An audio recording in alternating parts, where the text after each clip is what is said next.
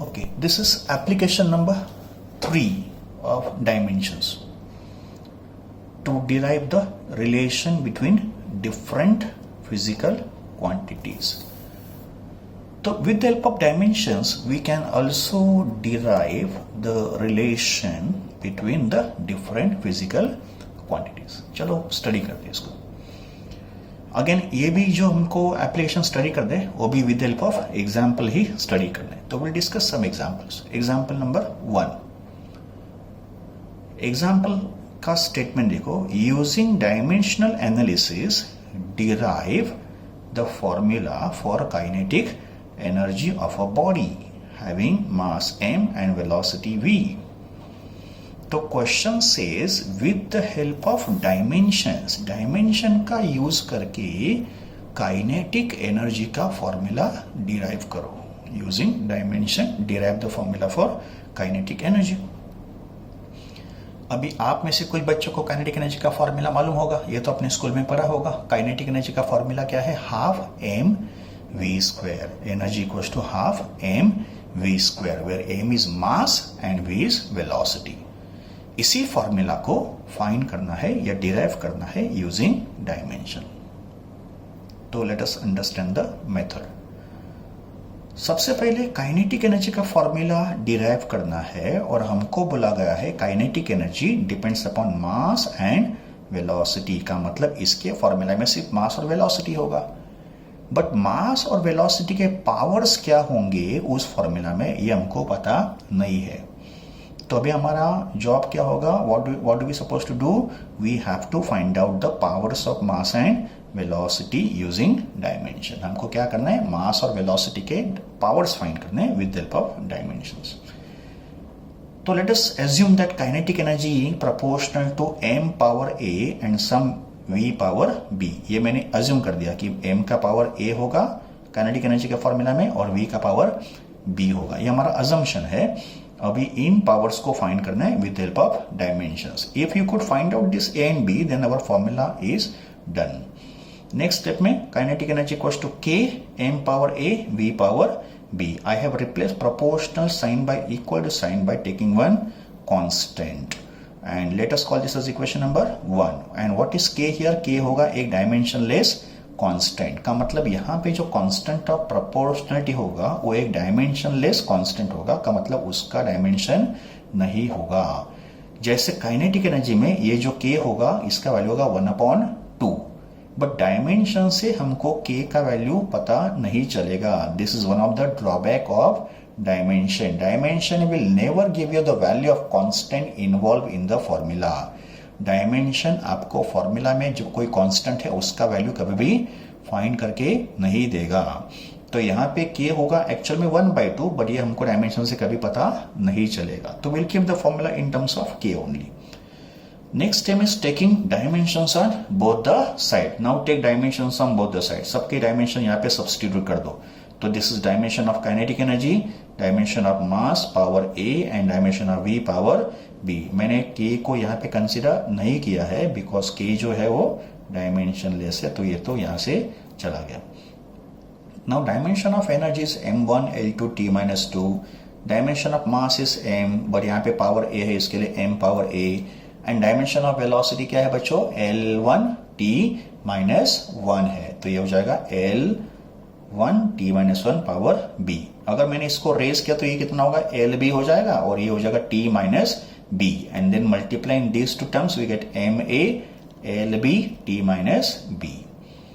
अब हमको क्या करना है? इक्वेट करना है. Let us equate the powers of m l t on both the side. दोनों साइड के m l और t के पावर हम लोग इक्वेट करेंगे.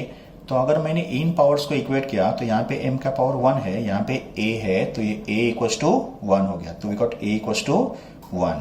Also if I equate power of l on both the side तो I can say b must be equal to 2 because equation तो correct है, इक्वल है. ठीक है, तो b इक्वल्स टू 2. तो मुझे a का वैल्यू मिल गया और मुझे b का भी वैल्यू मिल गया. Even if I equate t का power I will get the same result, b equals to 2. So I got these powers with the help of dimensions. Okay. Now I put these values in equation number 1. So equation 1 becomes kinetic energy equals to K m power 1 and V power 2। तो ये हो गया formula for kinetic energy. हमारा calculation इस step पे ही stop होगा because ये जो डायमेंशनलेस कांस्टेंट के है उसका वैल्यू हमको डायमेंशन से पता नहीं चलेगा। तो will end our calculation over here. Actual में k is 1/2 but that value will never come to know with the help of dimensions. तो हम लोग इसको k के फॉर्म में ही रखेंगे। तो this is first example of use number 3। Okay, example number 2। Example 2 says time period of a simple pendulum depends on length L and acceleration due to gravity G. Using dimensional analysis, derive the expression for time period. तो हमको बोला गया है simple pendulum का जो time period होता है, time period का मतलब time taken for one oscillation. तो time period depends upon length and acceleration due to gravity. तो डिपेंडेंसी दिया गया है और टाइम पीरियड का फॉर्मूला हमको फाइंड करना है with the help of dimensions. तो हम लोग इसी प्रोसेस को फॉलो करेंगे जो हमने एग्जांपल 1 में फॉलो किया था, सेम मेथड को यहाँ पे फॉलो करेंगे। ओके, तो let the time period be T. Time period भी एक टाइम ही होगा तो उसका भी डायमेंशन टी होगा। तो we assume that time period T be proportional to some a power of l and some b power of g। और हमको भी क्या करना है, ये जो पावर a और b है उसको फाइंड करना है। Once we get the value of a and b, we got the formula for time period. Okay, next step क्या होगा, t equals to some dimensionless constant k। जैसे यहाँ पे था ना कि a डायमेंशनलेस कांस्टेंट, वैसे यहाँ पे भी k क्या होगा, a डायमेंशनलेस कांस्टेंट होगा, l a and g b होगा। Then taking dimensions on both the side, दोनों तरफ के डायमेंशंस लेंगे। ये टाइम है तो इसका डायमेंशन होगा m0 l0 t1। k is a dimensionless quantity तो k गोज हियर, ये तो चला गया। l का पावर, l का डायमेंशन है वो तो लेंथ ही होगा तो it is l power a। g क्या है, एक्सेलरेशन है तो g का डायमेंशन होगा l1 t-2 same as acceleration to the power b। इसको अगर मैंने रेस किया तो ये हो जाएगा lb और t-2b एंड फिर इसको मैंने मल्टीप्लाई किया तो ये la into lb becomes la plus b और यहां पे कितना है t-2b। Okay, now what is the next step, equating the powers of m, l and t on both the side. तो equating the powers of m, l, t on both the side, I will get a plus b equals to 0। यहाँ पे तो m है ही नहीं तो m will not be considered। okay?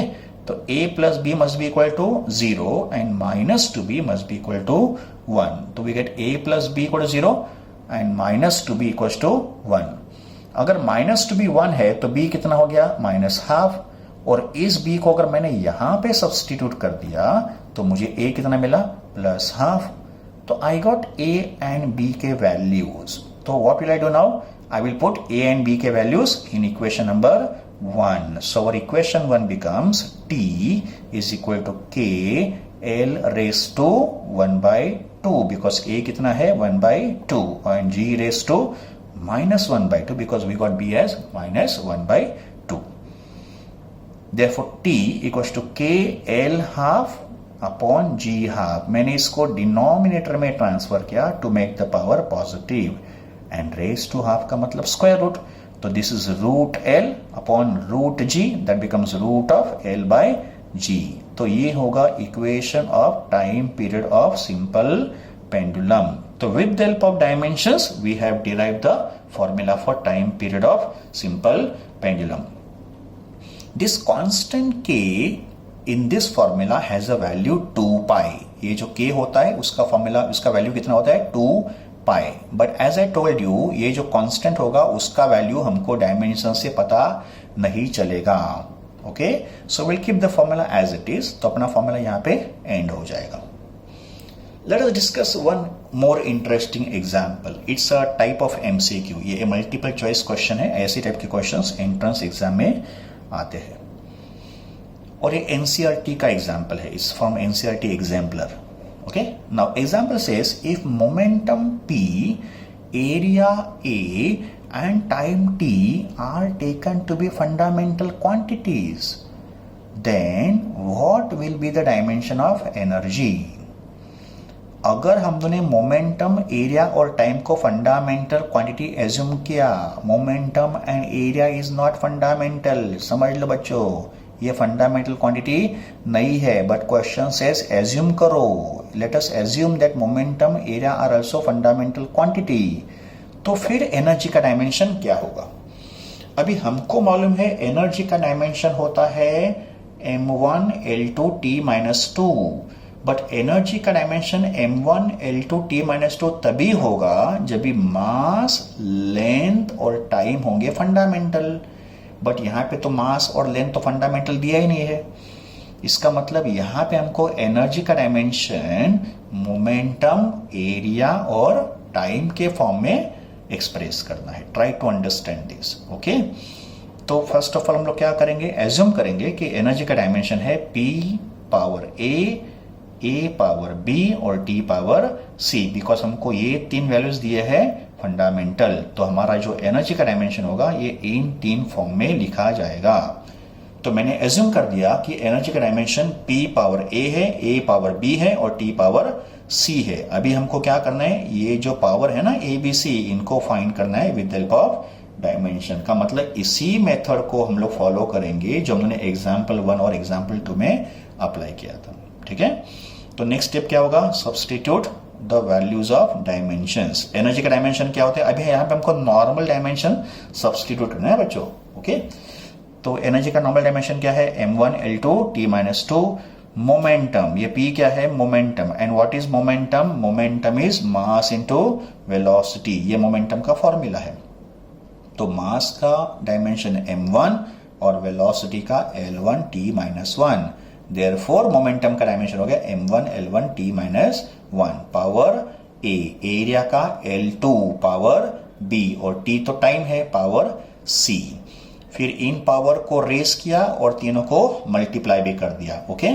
तो on the left hand side we have m L2 T-2 and on the right hand side m A L A and L2B, that becomes A plus 2B, और यहाँ पे T minus A और यहाँ पे T C, that becomes minus A plus C, okay, this is simplification.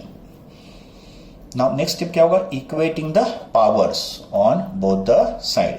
तो if I equate the powers on both the side, I'll get A equals to 1, because यहाँ पे तो 1 है और दोनों का पावर मैंने इक्वेट कर दिया, तो A equals to 1, A plus 2B equals to 2 and minus A plus C equals to minus 2. This is equating the powers on both the sides. तो A का वैल्यू तो मुझे 1 मिल गया। If A equals to 1, then substitute A equals to 1 over here, तो हमको B कितना मिलेगा, 1/2। मैंने A को 1 यहाँ पे सब्सटीट्यूट कर दिया। And if I take A as 1 over here, अगर A 1 है तो C कितना होगा, -1। तो we got A, B and C के वैल्यूज यूजिंग डायमेंशंस। तो now substitute this values in the above equation. तो डायमेंशन ऑफ एनर्जी क्या होगा, P power 1, A power 1/2 and T power -1। ये होंगे एनर्जी के dimensions in terms of momentum, area and time, okay. And usually energy का dimension क्या होता है, m1 L2 and T-2, but ये होंगे एनर्जी के dimension in terms of momentum, area and time. तो we have studied all the 3 applications of dimensions with the help of examples.